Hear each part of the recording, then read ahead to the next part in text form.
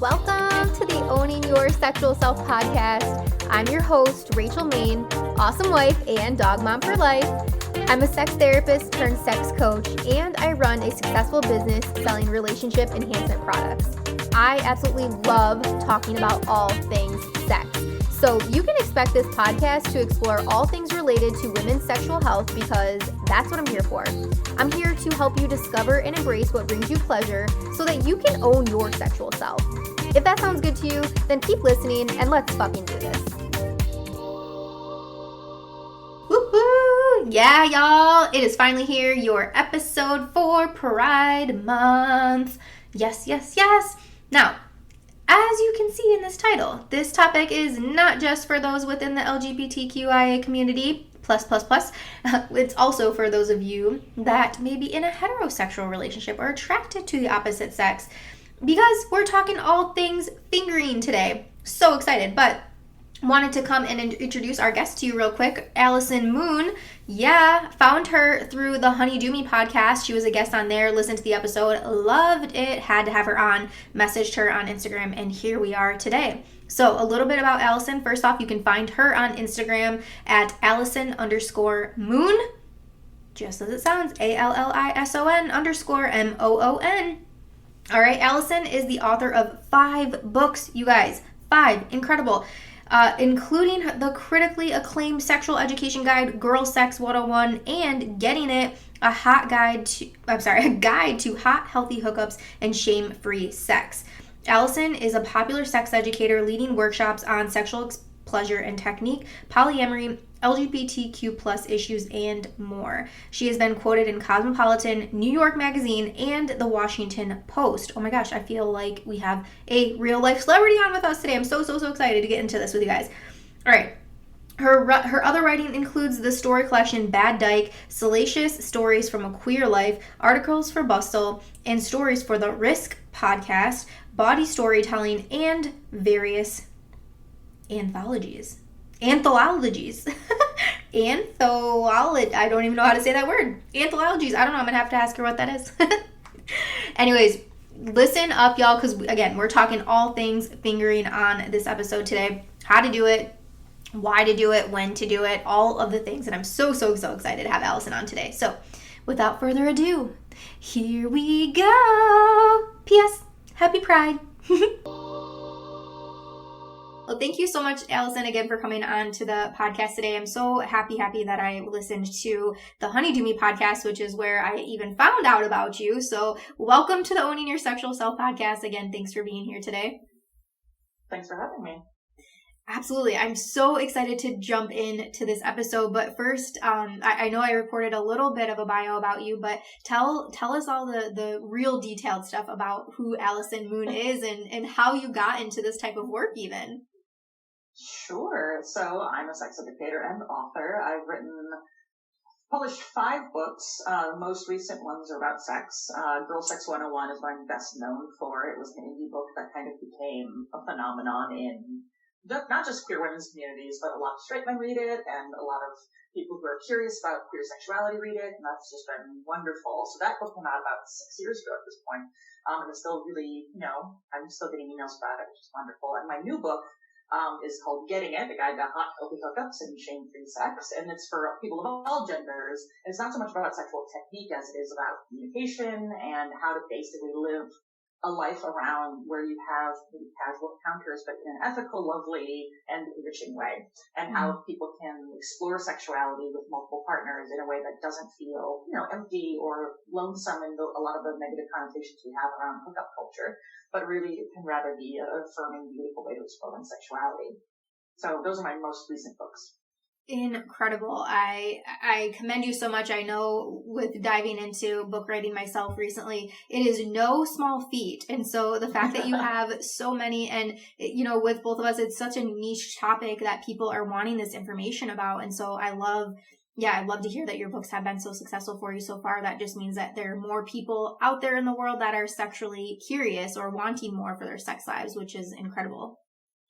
Yeah, and I think, there's something really special about books because, again, in this era of so much different kind of media, I think there's something really interesting about the way in which reading affects your mind. And so like being able to have a very private experience, even in public while reading a book, right? And being able to just kind of hear your own voice speaking those words inside your own head, I think does allow for a more intimate experience. And I think it creates a little bit more curiosity and freedom than I think you might than some people might have if they're only learning about sex through videos or, something like that. And I think that I love writing books, and I love connecting with learners through book writing. Absolutely. And yeah, I have to agree with you 1,000%, because I'm just thinking myself, I just recently tried to start actually reading physical books. I've been an audiobook girl for so long, and I've always made the excuse for myself. I'm like, well, sleeping makes me tired. So I thought, well, perfect. I'm going to just start reading before bed and, picking a book and just getting a little bit in each night. And then I've been sleeping so much better, first of all, which is incredible, right? Not staring at my phone. Yeah. But you were exactly right.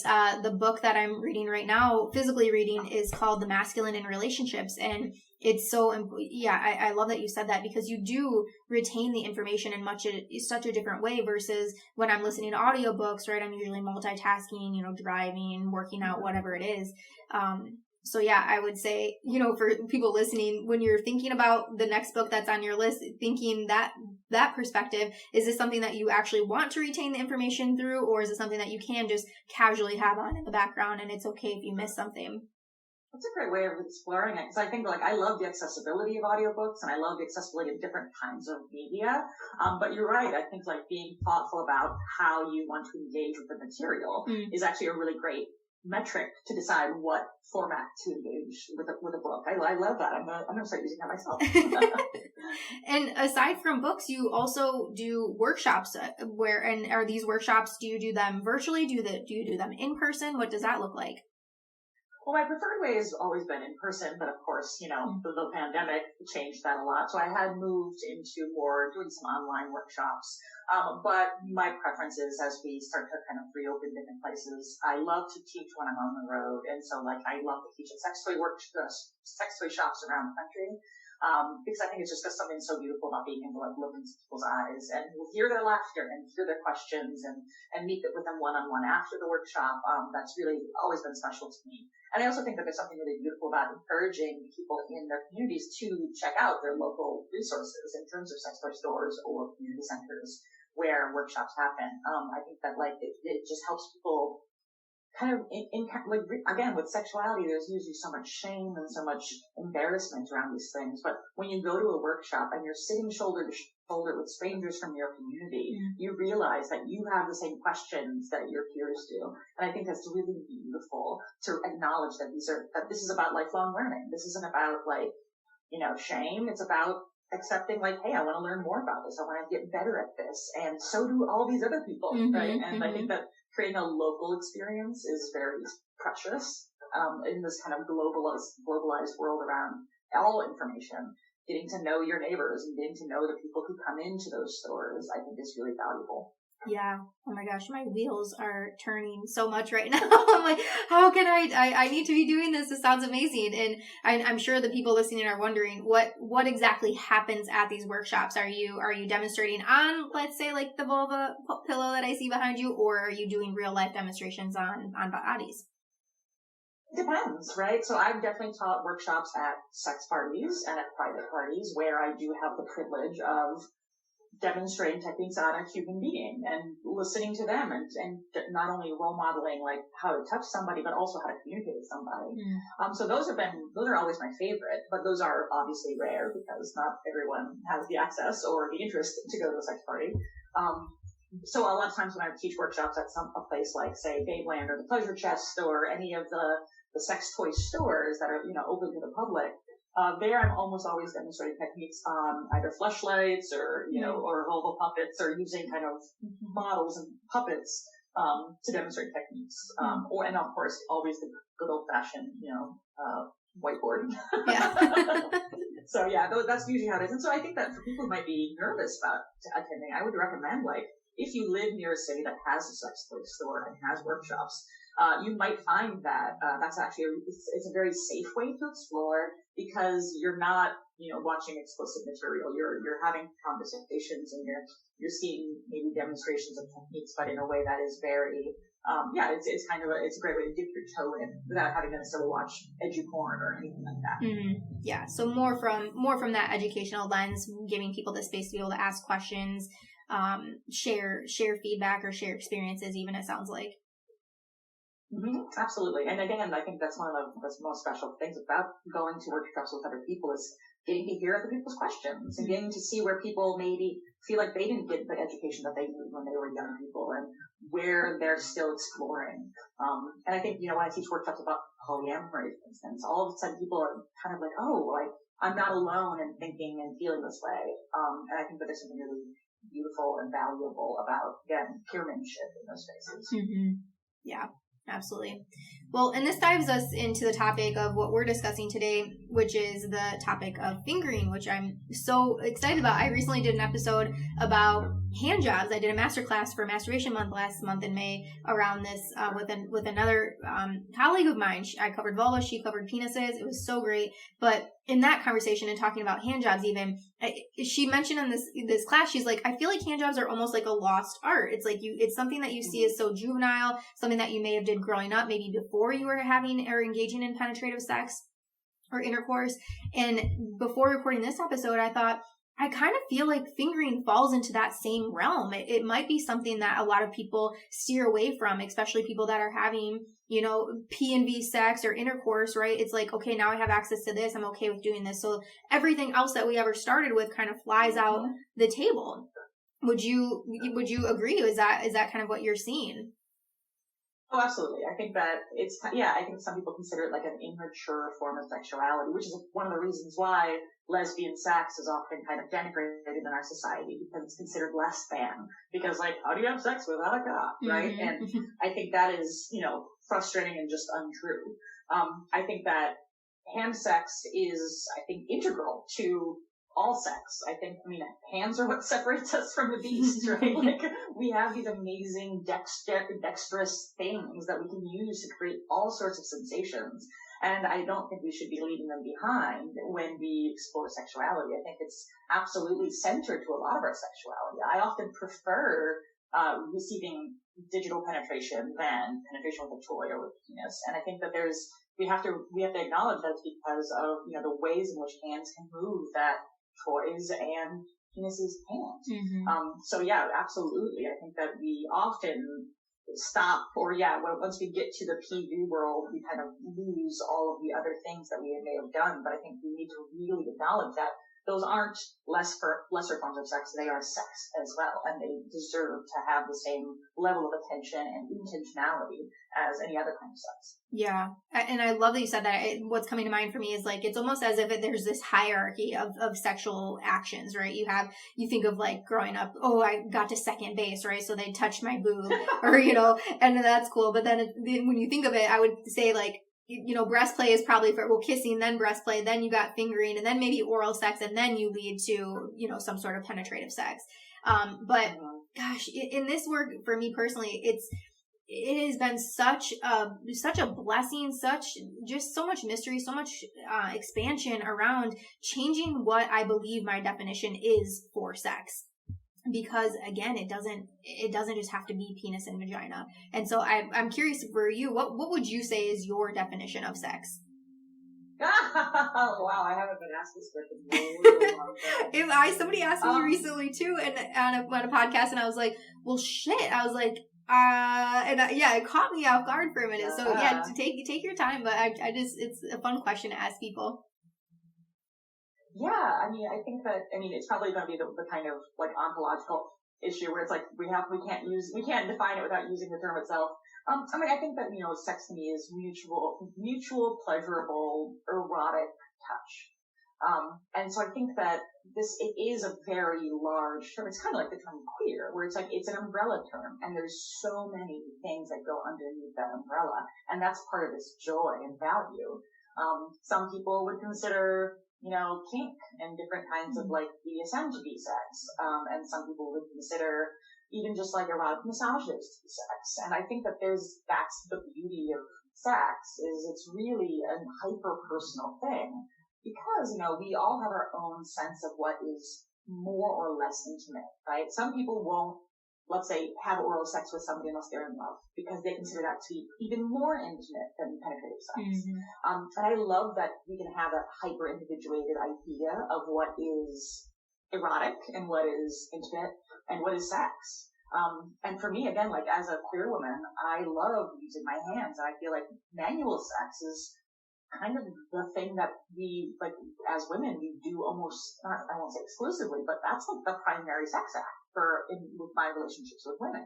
And I would never, and I certainly don't think it's any less interesting or valuable than penetrative sex with again, toys or penises. So yeah, I think it's really about kind of the expansion of these things. I mean, some people might consider getting a lap dance to be a version of sex. I think that's really valuable too, to like decide for yourself what counts. Because I think that these notions of the base system or even losing one's virginity, they're so fraught in our culture because, I don't think of sex as a series of boxes to check off. But I also think that, like, in a world in which there are things like coercion and rape, like to say like, oh, you didn't lose your virginity then, you lost your virginity then, is putting a lot of pressure on people to have had experiences that meet these kind of standards. So if you had coercive experiences as a child, that doesn't mean you're less, or that you lost your virginity before you were ready to, right? I think that you could decide for yourself what counted as sex for you as well, what counted as, again, mutual, consensual, pleasurable activity. And that's why I kind of use those terms. I want to give people room to find themselves, what their sexual life looks like. Yeah. Great answer. And I love so much too that you use the word pleasure. I don't even think I heard orgasm come up one time, because I think that's something that a lot of people get caught up in too. They're like, well, was it sex if I didn't orgasm? Was it sex if nothing was inserted into my vagina? And then you get into conversations around energetic orgasms or sexting even, right? Like, and that's the thing when I work a lot with couples too. And it's like, they're so caught up in, we're not having enough sex, but really, if you take sex out of it, if you take sex to not be the scaling of things, and you look at pleasure or use the word intimate too, how often are you being intimate with your partner? Because then that, like you said, that has that whole big wide umbrella that can encompass so much, and then that they're bringing more pleasure into their life, Well, I also think that, like, there's, like what you're alluding to is around the concept of safer sex as well. Like, one of the reasons why, again, I think manual sex is really important to talk about, not just for among queer women, but like for queer men, like especially in the height of HIV/AIDS, like hand jobs were a very safe, comparably safe way for men to engage sexually with one another, especially if you didn't have barriers or before they knew that barriers would protect them. And so I want to say, like, that's not less so. It's finding ways to connect intimately with people based on potentially limitations or concerns of like disease, I think is really valuable. And that's why, this is why I think sex needs to be this large umbrella, is because it allows for people to find their way into it in a way that feels, again, safe, exciting, pleasurable, erotic, all the things. And that will look different for everyone. And I think that we need to value that, because again, you might not be an orgasmic person. It doesn't mean you can't enjoy a hot sex life. And you might have certain things that are off the table. You might not get erections anymore. That doesn't mean that you can't have a hot sex life. And the more we try and define sex as a specific thing, the more we leave people feeling unseen and unsafe around the ways that they choose to enjoy sexuality. Yes. Oh, so good. I love this conversation so far.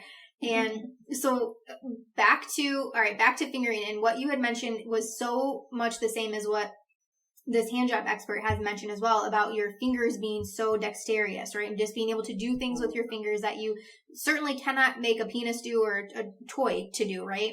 And so I feel like we really covered the why fingering over, let's say, penis penetration or even toy use. Now, I know we're only having audio right now, but is there a way that you can explain or give some tips for people on how exactly to finger somebody that owns a vagina? Because personally, right, I've experienced many times in my life where a finger is entering my vagina, and some are very comfortable and have been great and orgasmic and pleasurable, and others have just been not. And I really think, I think back to the partners, I'll let you answer, and then I can chime in and maybe mention the differences that I've noticed. But yeah, how would you explain audibly to somebody how to finger? Hey y'all, I hope you are loving this episode so much. I always try to bring the best of the best for you when it comes to topics and guests and all of that. And I wanted to pop on real quick, and I wanted to share with you this resource that I have available to you on my website. If you haven't been there yet, you want to go to rachelmaine.com, and here is why. One thing that I get messaged about so much on Instagram and Facebook and in email and all the ways that people have to connect with me is wanting more for their sex life. They are someone that is going through their own sexual journey. They might be having some sort of sexual awakening, and their partner just yet isn't on board. And so this resource that I have, if you and your partner are at a place in your relationship where you are both wanting to expand, you both are wanting more for your sex life and your connection, but you're really not sure exactly what that is. You don't even really know where to start. I highly recommend for you to go to the website, rachelmaine.com, go under the Work With Me tab, and you're going to see the most amazing workshop called How to Create the Sex Life That You Both Crave. This is priced at $39. It is very affordable for couples and individuals that are looking for more out of their sex life. This is going to take you through one of my favorite tools with people, and it's called the Want, Will, Won't list. I break this down for you in its entirety. I give you the version of my Want, Will, Won't list, and I also give you a video breakdown, the recording of a masterclass I did on this a few months back, and it is truly incredible. So set yourself up for a date night, go to the website, get this resource, set it on the calendar. Have that conversation with your partner. When is the night that's going to work best for you to sit down and go through this together? Pour yourself some glasses of wine, drinks, snacks, get cozy, get comfortable, turn off all the devices, no distractions, and allow yourself to really drop in and take the time to invest in your relationship with this resource. If you get this, DM me. I am so excited to hear how this has changed your life. Now, back to the show. Well, first of all, I'd say I go into great detail in my book, Girl Sex 101. So that's the easiest way if you want pictures. Girl Sex 101 is an illustrated book. So there are a lot of techniques that I'm going to describe here that are also shown in that book. So I definitely recommend that. But I think that, there are a lot of different ways that you can pleasure a vulva with your hands. The first step that I always encourage people to explore is what Midori, who's a sex educator, calls the pussy hug. And the pussy hug is really just kind of imagine like your palm just cupping the vulva. And again, this is something you can do yourself if you have one. You can also do it yourself if you have a penis, and it feels quite lovely as well. But just really just kind of taking your whole hand and just cupping the vulva with, and I like the term hug because that, the pressure and the intentionality of a hug, like it's the difference between like being like getting a really terrible hug from somebody who's bad at hugging versus like a really great hug. And the great hug usually involves like a certain amount of feeling held, presence of mind, a presence of, skin on skin. And I think there's something really lovely about that. So that is by itself a really lovely technique, especially because you can also, your partner can either move their body into your hand, or you can move your hand and start to kind of do what I call smooshing, which is a very technical term, where you just kind of like manipulate all of the lovely flesh of the vulva. Because there are so many different parts there, but it's all underlying it all is erectile tissue. And the erectile tissue is what, again, gets engorged during arousal. And so the pussy hug is a great way to kind of initiate the engorgement process to really get everything coming online so that your body can register more pleasure, that there's more blood flow, and so your nerves are getting more stimulation. And so kind of waking up the vulva is a really lovely way to do it. It's also why we often like grinding on each other, right? Mm-hmm. Like, grinding your vulva on somebody's thigh. You're basically giving yourself a pussy hug with their thigh. Mm-hmm. So really that's just like I think kind of like position one of fingering and hand sex is just really kind of making sure that hand and the vulva really connect. And then there's so many different things you can do with your hands. Again, they're so dexterous that fingers can be strong, they can be soft, they can be scratchy, they can be, subtle. And that by itself also makes for a lot of different creations of sensation. I love the idea to encourage people to explore the vulva with their fingers. I think lube is really important here as well. A little bit of friction is fine, especially exploring the outside of the vulva, but I think that having a little bit of lubrication allows just a little bit more feeling of safety and a little bit more feeling of just like creating sexual sensations by being able to slide your fingertips around like the outer lips and the inner lips. And, you know, if the clitoris is part of, if your partner or you are ready to explore clitoral stimulation using your fingers on the clitoris or on the clitoral hood, there's just so much around just like touching and paying attention. And I always encourage my students and clients to do like research and development nights where you really just spend some time like really exploring your partner's vulva and really kind of getting to know like, oh, like they like it when I do this, or this is kind of a cool thing. I've never done this before. And how is that? Do you enjoy that? And really kind of talking about different sensations and getting to really create a roadmap of your partner's pleasure.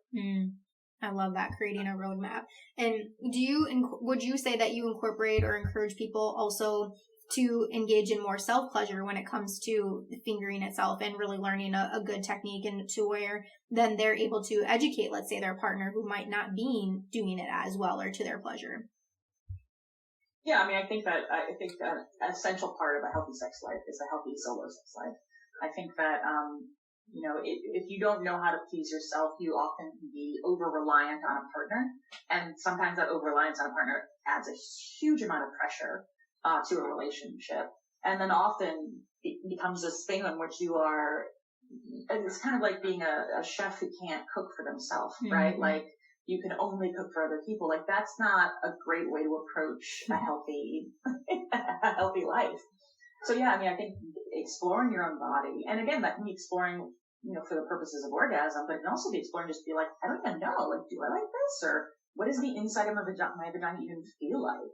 Like, how can you, and I think this is a very common thing for people, you know, many people, is you can have somebody do something to your body and you're like, I like it, but I don't know what they're doing. Like, I genuinely can't imagine what they're doing to me right now. And so I think it's really important to, have a solo sex life so you can kind of be like, oh, this is a sensation I can generate for myself, particularly if it's a sensation you really like.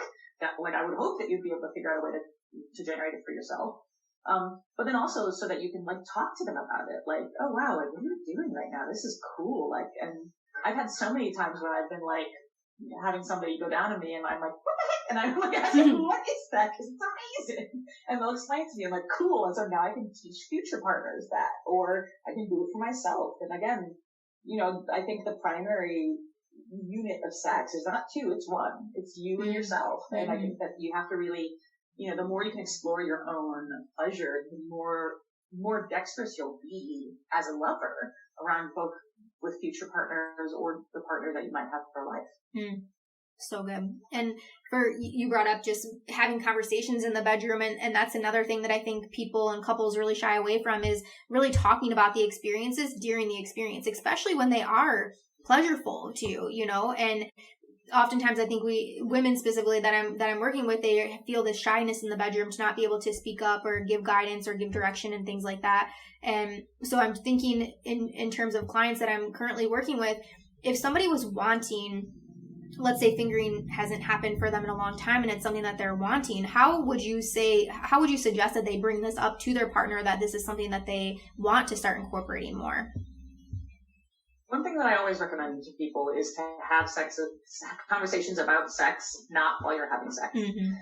To like have the conversation when you're driving to the movies, have the conversation when you're kind of out and about on a hike. I think it can lower the pressure, and it doesn't feel like you're scolding somebody in the moment, right? And I think, again, our egos get so attached to sexuality. And we have also, so many of us have anxiety and shame around sexuality that there's a lot of pressure that we put on ourselves and our partners to perform and be a certain way. I think there's something really helpful about like taking it out of the bedroom and having a conversation as though you're having a conversation about anything in your relationship.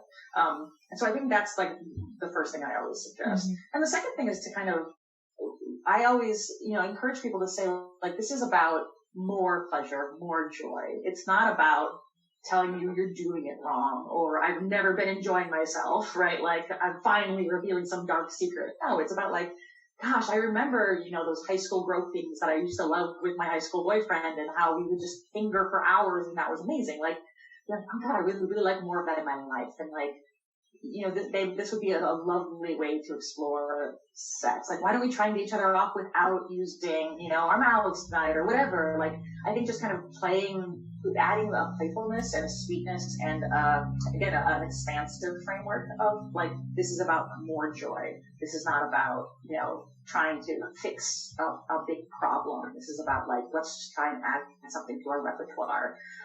Because again, I think that's the way I think we should all be approaching sexuality throughout our lives, is like always like exploring curiosities and asking more questions of ourselves and being adaptable and being, changeable and trying to learn new ways to be with ourselves and with partners. Mm-hmm. Yeah.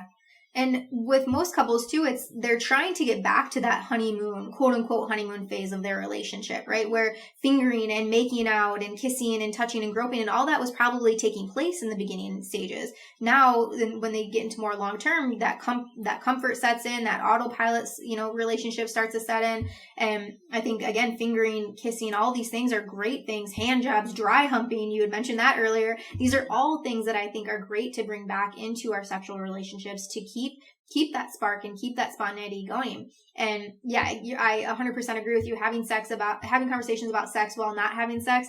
I always make the joke. I feel like every time we're on a drive, my husband is just waiting for me to bring something up because at random I'll be like, so what do you think about fingering me more? Or what do you think about, I swear, anytime I start a sentence with like, what do you think about ... he's like, oh God, where are we going? That's awesome. I love that. Yeah. Yeah, but such a great tip, and you're exactly right. Our ego is so tied to sexuality, and so it's never using that negative talk in the bedroom. It's not that I don't want you to put your penis inside of me anymore. It's just that I'm wanting to expand, and right now I'm really feeling like I want you to play with me just with your fingers right now, and here's a bottle of lube to be able to do that. Mm-hmm. Yeah, I think it's kind of like the conversation around like integrating sex stories. It's like, it's not about replacing someone or something. It's about adding. It's like, again, like if you're trying to build a house, you're going to want to have a lot of tools to build that house. You don't just have a hammer. You need a lot of other things. And I think if you think about sexuality as like this larger project of like, what are all the things we have to play with? It's not just a penis in the vagina. There's so many other ways to play. And part of the excitement of playing that way is about playing with that person that way, right? Mm-hmm. Like, for me as a non-monogamous person, like each of my lovers, we bring different things to the table. And it wouldn't be about like, I can't just swap one person out and have it be the same experience, right? And I feel like that's the same thing in monogamous relationships. It's not about getting rid of your partner. It's about giving them more things to do so you can play with the dynamic that you two share and then all these other things that you can add to it. Mm-hmm. Yeah. Great. Okay, so we talked about communication. We talked about the how. By the way, I don't even think I said this, but I love the concept of the pussy hug because I think that, like you were mentioning, it just feels so comforting, even just thinking about it sitting here. And oftentimes with people that are just starting even their solo experience, at this point in their life, that's one of the things that I have them start with is just doing that cupping motion and just getting familiar. But when I think about my past experiences, like I was mentioning, I've had good experiences, I've had some bad experiences. The bad ones is where it's just like this very stiff finger just like jabbing in and out, right? And it's like, maybe it starts with a slow jab and then it just becomes faster and faster, this jab happening. And I think at some points of my sexual experiences that may feel good, but when you go from 0 to 100 like that, wasn't that great. And then I think about my other very enjoyable fingering experiences. It is when there is some clitoral stimulation happening at the same time. And what I find for most women is that they need that clitoral stimulation to achieve an orgasm. But also we know as sex educators, there's so much pleasure that comes from, I call it the happy button, all those stimulating, all those nerve endings. And so to be able to incorporate that during fingering, I think is hugely beneficial for more pleasure to occur. Oh yeah. And I think that a lot of people with vaginas have had the experience of people going for the whole tooth test.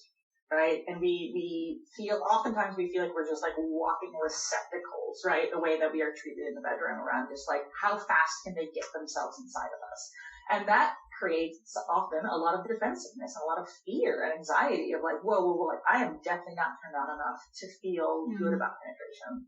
I tell everybody who comes to my classes, and I say this in my book as well, like, ask before you penetrate. Just ask. And you can do it in a sexy way, but like, you can't tell if somebody is ready to receive penetration from just the way that their vulva feels or looks. You can be very wet and not be ready for penetration. You can be very dry and ready for penetration, right? There's not like it's not a direct relationship between wetness and desire for penetration. Sometimes people might not want penetration at all, and there's still so many things that you can do. So that would be like my number one tip, is like, ask before you penetrate somebody, just as a show, like just to show them that you're different maybe from some of the bad experiences they've had in the past, that you actually give a shit about whether or not their body wants you inside of them. Like, that's a radical act in terms of sexuality, to be the one guy or the one gal who asks before just jamming something inside. So I think that's really important. And yes, absolutely, there are so many things you can do with just the clitoris and the labia to really give a lot of pleasure. And I think, a lot of people, fingering is really about clitoral stimulation exclusively. And I think that's an important thing to acknowledge. That it's just, the clitoris is so pop, like, there's so much pleasure potential in the clitoris. And also understanding anatomy, that the clitoris is more than meets the eye. The clitoris continues inside the body, which is one of the reasons why the pussy hug can feel so good and humping can feel so good, is because you're stimulating the internal clitoral structure. And that internal clitoral structure is where a lot of the pleasure lies as well. That's why pressure and like firm touch can be really helpful. And again, not jabby touch, but like a firm presence, because you're helping to engage the internal clitoral structure that's underneath a lot of fat and skin, to like really give it a chance to come online and to really start to be able to receive yummy sensations. Yeah. Yes. So good. And I feel like I just had this light bulb moment actually when you were speaking, is that I've always considered fingering to be internal penetration. I've never even thought of if I'm just receiving clitoral stimulation, or someone's just receiving clitoral stimulation, or again that vulva hug or anything like that, that is fingering, right? We talked about in the beginning, like this wide umbrella of what all can fall into this. And I'm just sitting here like, holy shit, I'm learning something. I'm changing my way of thinking now, Yeah. Oh, this has been so helpful. I'm very, very excited for everyone to listen to this, and I'm sure when they see, the title of this episode being about fingering, there's going to be some eyebrows raising and some curiosity speaking for sure. Good. Be curious. Stay curious. Yes. Finger more, please. And thank you again so much, Allison, for coming on today. I did include your Instagram, but is there any other way that if people are wanting to reach out to contact you, get your books, perhaps attend one of your workshops in the future, how is it best that people follow you? Yeah, that all lives at girlsex101.com, and you can email me at info@girlsex101.com. Amazing. And can we get your book on Amazon, by the way? You can get my book anywhere. So ask your local booksellers. That's always my number one recommendation, is like find a local bookstore and ask them to order it. But you can also get it at bookstore.org or Amazon or anywhere you can get books. You can get Girl Sex 101 and getting it. Amazing. I'm definitely grabbing a copy. When you were talking about it earlier, I'm like, mentally I'm like, add to cart. Yeah. And this is again, like for me, like we were talking, kind of to bring it back to full circle, like in terms of books, like I wrote Girl Sex 101. It's illustrated by Katie Diamond, and it's heavily illustrated. There are pictures on every page. And for me, that was really important, because I wanted people who might need to have like challenges with attention, or just who don't like reading just these thick, just walls of text, to actually enjoy. So like, it's the kind of book where you can open to a random page and just kind of absorb that page and then put it away. So for me, that's kind of my favorite part about the book, is that you can access it in a lot of different ways. Yeah, and I'm always a sucker for books with pictures, especially when you are, like you said, demonstrating something. And I think especially when it comes to sexual things, there are so many people that, again, we don't know our own anatomy, we don't know the opposite sex anatomy, and so pictures are uberly helpful, I think, when it comes to this stuff. Uberly helpful. Uberly helpful. Well, great. Well, thank you again so much. This has been such a treat to have you on the podcast today, and I appreciate your time. And yeah, cannot wait to grab your book and tell my husband again. I would like, please finger me more. And what you've been doing is actually fingering, so keep doing that. I love that, Rachel. Thank you. I'm glad to hear it. Thank you so much for listening to today's episode. If you loved it, be sure to subscribe so you never miss a thing. And if you loved it so fucking much, be sure to leave a 5-star review. I'll see you next week, and until then, keep owning your sexual self.